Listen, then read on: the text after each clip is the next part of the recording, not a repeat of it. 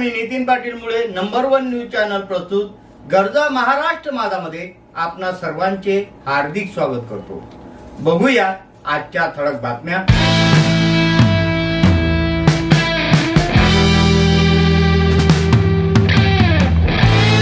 निम्न पेढी प्रकल्पामधील भिंत कोसळल्याची ती बातमी खोटी असल्याचे कार्यकारी अभियंता इंगळे यांची प्रतिक्रिया।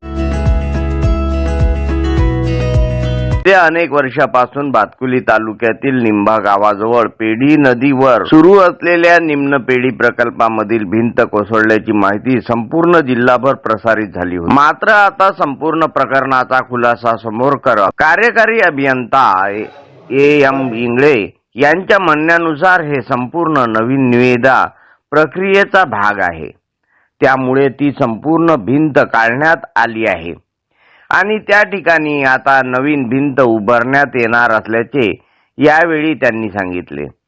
तसेच 26 जानेवारी रोजी जिल्हाधिकारी आशिष येरेकर यांनी सुद्धा संपूर्ण प्रकल्पाची पाहणी केली असल्याचे सुद्धा त्यांनी सांगितले। शेतकऱ्यांना नागरिकांना चुकीचा संदेश पसरविला जात असल्याचे सुद्धा कार्यकारी अभियंता एम इंगळे यांनी स्पष्ट केले आहे। तर काय सांगाल ती जी न्यूज लोकांनी प्रसिद्ध केलेली आहे, चॅनलला दिलेली आहे, पेपरला दिलेली आहे, स्थानिक जे बाशिवाडीचे जे काही आहे आणि अविनाश संके मानकर आणि गौतम खंडारे या लोकांनी जे चुकीचे न्यूज पसरवलेले आहे, गैरसमजुतीमुळे झालेली आहे, हे तांत्रिक बाब आहे। त्या कामासाठी जे काही आम्हाला नवीन निविदा काढलेली आहे ती निविदा याच्यासाठी काढण्यात आलेली आहे की धरणाची जी भिंत आहे, धरणाची भिंत म्हणजे कॉन्क्रीटची संधानकाची भिंत आहे, वरतं टॉप 1.5 मीटरचं आहे, ती मला 50 मीटर करायची आहे। धरण सुरक्षा वगैरे ज्या काही गोष्टी असतात त्यातून ते तयार झालेलं काम आहे आणि धरणामध्ये पाणी भरण्याच्या आधी जे काही आपल्याला सुरक्षा किंवा उपाययोजना करायच्या असतात त्या सर्व करून घ्याव्या लागतात। त्या अनुषंगाने हे जे बांधकाम काढलेलं आहे आणि जमिनीपासून आतमध्ये साधारणतः 17 ते 18 मीटर आतमध्ये खोल जायचं आहे। त्या अनुषंगाने त्याप्रमाणे आजूबाजूचं सर्व मटेरियल काढावं लागतं। ते बांधलेलं जे जुनं काही अर्थवर्क होतं, जे मातीकाम होतं, ते आम्ही स्वतः काढतोय, तो या कामाचा भाग आहे। त्या अनुषंगाने तिथे JCB सर्व नवीन कंत्राटदाराच्या दिनांक 7 जानेवारीपासून त्याने काम सुरू केलेलं आहे। ते काम तो करीत आहे आणि तो दिलेल्याप्रमाणेच ते की मातीकाम त्यांनी काढून घेतलेलं आहे। परंतु काही ह्या जे संबंधित जे 3 लोक सध्या आहेत आणि एक दुर्गे म्हणून त्याच्यात आलेले आहे, नवीन भर पडलेले आहे, त्यांना असं वाटतं का बाई हे चुकीचं काम आहे। हे चुकीचं काम नाही आहे। एक तर त्यांनी माझ्याशी संपर्क साधला असता तर मी त्यांना समजून सांगितलं असतं की ह्या नवीन निविदेच्या नवीन टेंडरच्या कामाचा तो भाग आहे। हा जो गैरसमज जो पसरवलेला आहे, लाभधारक शेतकरी आहे, बुडी क्षेत्रातले माझे प्रकल्पग्रस्त आहे, या सर्वांना जो चुकीचा संदेश गेलेला आहे, यासाठी आज मी प्रसारमाध्यमाकडे ही माझी स्वतःची आज एक कार्यकारी अभियंता म्हणून मी हे तुम्हाला लवकर सर पावसाळा सुरू होणार आहे, या सर्वात महत्त्वाचं म्हणजे हे संरक्षक भिंत नाही आहे, ही त्या जे सांडवा म्हणतात त्याला इंग्लिशमध्ये स्पिलवे म्हणतात, त्याच्याशी एक संलग्न पार्ट आहे। जो पार्ट आहे जुन्या काळामध्ये जे की होतं बरंचसं जुनं डिझाईन आहे, त्यावेळेस मॅन्युअल डिझाईन असायचे, आता नवीन संगणक आलेले आहे, त्या अनुषंगाने नवीन त्याच्यामध्ये सुधारणा केल्या जातात। त्या अनुषंगाने हे काम सुरू आहे आणि ते काम अति तात्काळ पूर्ण करून आणि जे की जुनं अर्थ आहे जेवढं काढायचं तेवढं काढून नव्यानं आम्ही ते तयार करणार। आणि हा जो विषय आहे, हा विषय जो काही चालू आहे सध्या प्रसारमाध्यमामध्ये, हा तात्काळ नियंत्रणामध्ये आणण्यासाठी सर्वांनी प्रयत्न करावे अशी माझी विनंती आहे।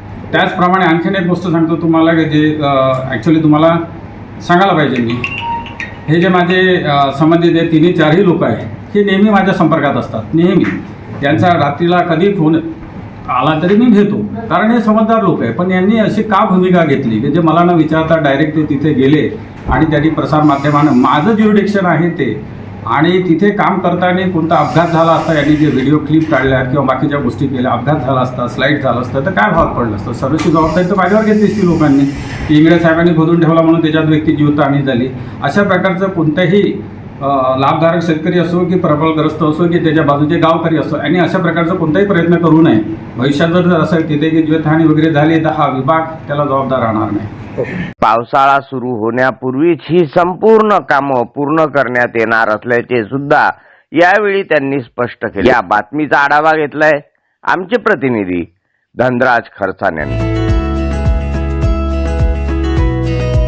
जिल्हा स्त्री रुग्णालयातील निष्काळजीपणामुळे तरुण विवाहितेचा मृत्यू. पतीचा डॉक्टरांवर मनुष्यवधाचा गुन्हा दाखल करण्याची मागणी. जिल्हा स्त्री रुग्णालय अमरावती येथे उपचारादरम्यान झालेल्या कथित वैद्यकीय निष्काळजीपणामुळे 28 वर्षीय विवाहित महिलेचा मृत्यू झाल्याचा गंभीर आरोप तिच्या पतीने केला आहे. संबंधित डॉक्टर व रुग्णालय प्रशासनाच्या हलगर्जीपणामुळेच पत्नीचा बळी गेला असून दोषी डॉक्टरांवर मनुष्यवधाचा गुन्हा दाखल करावा अशी मागणी पती भूषण सुमनरावजी गुर्दे यांनी पत्रकारांना दिलेल्या निवेदनाद्वारे केली आहे.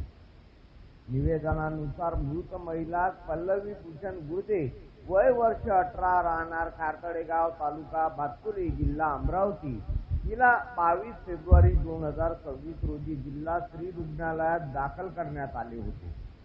1 महिन्याची गर्भवती असतानाही तिला कुटुंब नियोजन शस्त्रक्रियेचा सल्ला देण्यात आला व नंतर गर्भपात करण्यात आला. त्यानंतर प्रकृती गंभीर असतानाही तातडीने योग्य उपचार न करता जबरदस्तीने ऑपरेशन करण्यात आले असा आरोप करण्यात आला आहे. ऑपरेशन नंतर महिलेला श्वासोच्छवासाचा त्रास सुरू झाला.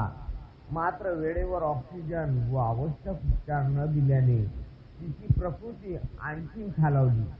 अखेर 16 फेब्रुवारी पासून ती मृत्यूपंथाला लागली आणि 17 फेब्रुवारी 2026 रोजी सकाळी तिचा मृत्यू झाला असा दावा पतीने केला आहे. दरम्यान रुग्णालयातील कर्मचाऱ्यांकडून पैशाच्या मागण्या, चुकीचे इंजेक्शन, वेळेवर माहिती न देणे तसेच गंभीर अवस्थेत असतानाही तातडीच्या सुपर स्पेशालिटी रुग्णालयात विलंब केल्याचे आरोपही निवेदनात नमूद करण्यात आले आहे.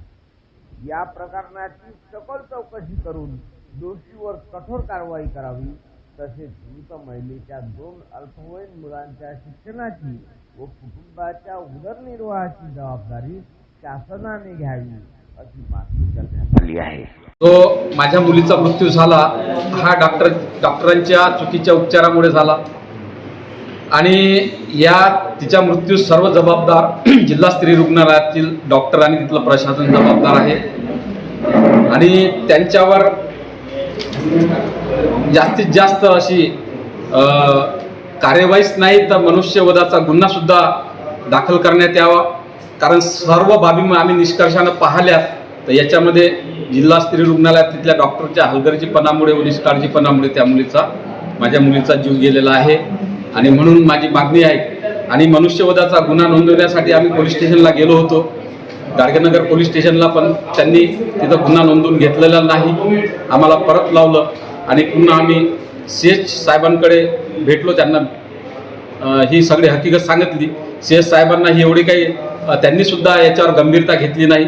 माझा त्यांच्यावर सुद्धा आक्षेप आहे का त्यांनी सुद्धा त्या प्रशासनावर त्यांची कमांड नसल्यामुळं हे सगळा प्रकार होत आहे. माझं एवढंच म्हणणं आहे की माझ्या जे मुलीसोबत झालं अन्य कोण्याही इतर मुलीसोबत असा प्रकार होऊ नये आणि माझी सर्व मीडियाला एक विनंती आहे की आपण आपल्या माध्यमातून हे जास्तीत जास्त जो प्रश्न एक उचलावा आणि जेणेकरून माझ्या मुलीला, तिच्या कुटुंबाला आणि तिच्या चिमुकल्या जे 2 मुलं आहेत त्यांना सुद्धा न्याय मिळावा. आणि दुसरी गोष्ट, आज तिचे दोन्ही मुलं अनाथ झालेले आहेत. दुसरी गोष्ट, त्याची परिस्थिती नसताना एवढा मोठा आर्थिक भुर्दंड त्यांना आज रेडियन हॉस्पिटलला 8 दिवस सोसावा लागला. 2.5 लाख रुपयाचा जवळपास खर्च त्यांना आला आणि इतकं सर्व सहन करावं लागलं. आणि त्या मुलं जे आहेत त्या आज अनाथ झालेले आहेत. त्यांच्या उपजीविकेसाठी, त्यांच्या पुढील शिक्षणासाठी, त्यांच्या भवितव्यासाठी प्रशासन आणि शासनाने काहीतरी गंभीरता घेऊन त्यांना न्याय मिळून किंवा आर्थिक मदत म्हणून देण्यात यावी आणि त्यांचा परिपूर्ण विचार करावा. ताज्या घडामोडी आणि आपल्या शहरातील बातम्या बघण्यासाठी नंबर 1 न्यूज चॅनलला सबस्क्राईब करा, शेअर करा, आपल्या प्रतिक्रिया कॉमेंट बॉक्समध्ये द्या. आपल्या बातम्या नंबर 1 न्यूज चॅनलवर बघण्यासाठी 99 21 58 96 63 या व्हॉट्सअपवर मेसेज करा.